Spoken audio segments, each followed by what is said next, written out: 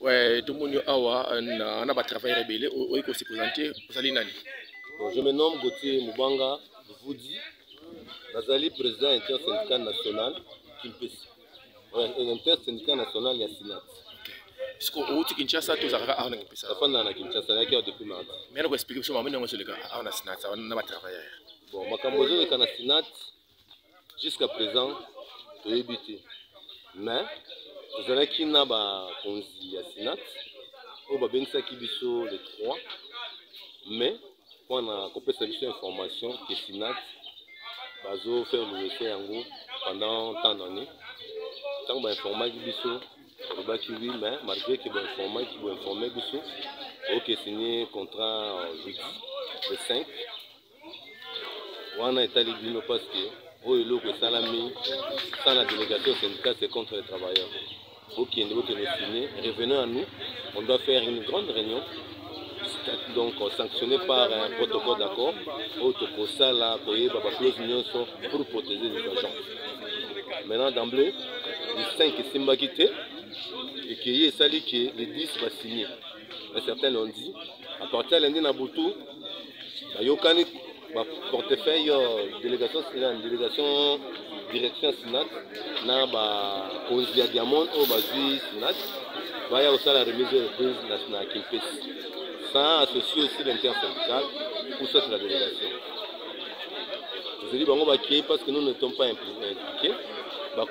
Ils ont fait la remise entre Diamond et Sinat. D'emblée, le DG a pris la parole en disant à la masse aux travailleurs que Bofanda. Bofanda depuis le 13, c'est de l'eau. Ils m'ont interpellé lundi, mardi j'étais ici. J'ai fait une salle ensemble mercredi. Comme je n'avais pas saisi les instances, j'ai écrit une lettre en demandant l'autorisation. Sur le territoire, à accordé Kingaï depuis le but qu'il a fait. On a demandé la causerie morale, un dialogue social, avec le travail, tout le monde. On a fait comme on a fait.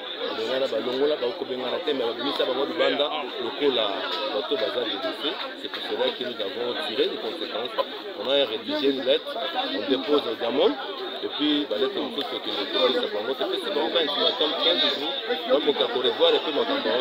mais tu as dit que les Diamond pour ça, travailleurs et des comptes financiers, c'est les solo. Voilà, ils ont solo parce que la réunion, on a levé la kibiso. Après 4 jours, il y a signature. Des comptes financiers, on a forfait où ils ont fait partie des comptes finaux. Mais jusqu'à présent, le travail va fonctionner les comptes. Nous avons une clarté, nous avons un problème de la bisotique. Avant, ils doivent revenir chez nous, intersyndical, quand ils vont travailler au foot à combien, on est à combien, et puis, on va continuer comme ça.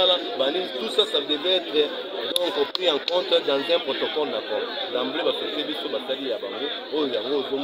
contestation, on va bénéficier de ok, mais c'est par là, on peut un message dans l'autorité, on va retourner aussi dans la télévision, dans les réseaux sociaux. En principe, et l'eau qu'on a connu comme l'État, le ministre à portefeuille, parce que beaucoup de temps, parce que il y a beaucoup chômage, mais le ministre à portefeuille en industrie, et puis il y a le ministre du Travail, à mes grands côtés, à ma campagne, tout est banné, tout est beaucoup décanté, situation où il y a des pauvres, où il va garder 12 ans, entreprise, sans casse, sans quoi, sans causant la clinique, va participer à la relance de la Sénat, mais nous, comme moi, Camille Banda, on raisonne ensemble avec l'intersyndical, avec le gouvernement, avec la partie Diamond et la Sénat via le gouvernement, pour se retrouver d'une même table pour discuter, de voir un peu comment sortir de ce qu'il fait. Mais maintenant, si tu travailles, il y a Diamond, ça déjà. Moi, on a évité parce que la ZAP est dans l'information. Mais tout le monde dit Banda a évité la ZAP d'information. Moi, je suis pour le compte de la Sénat.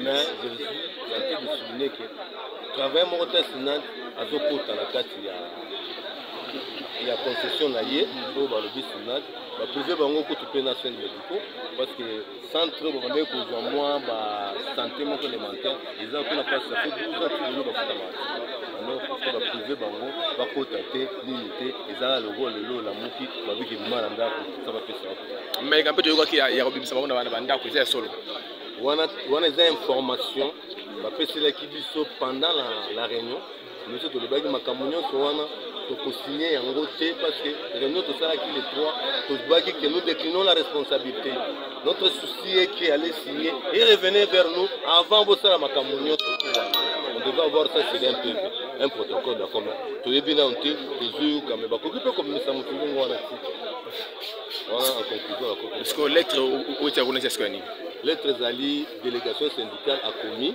mpona azosolliciter dialogue ou soit rencontre rencontre moko paritaire entre la SINAC, l'intersyndicale et Diamond pour fanda tofu.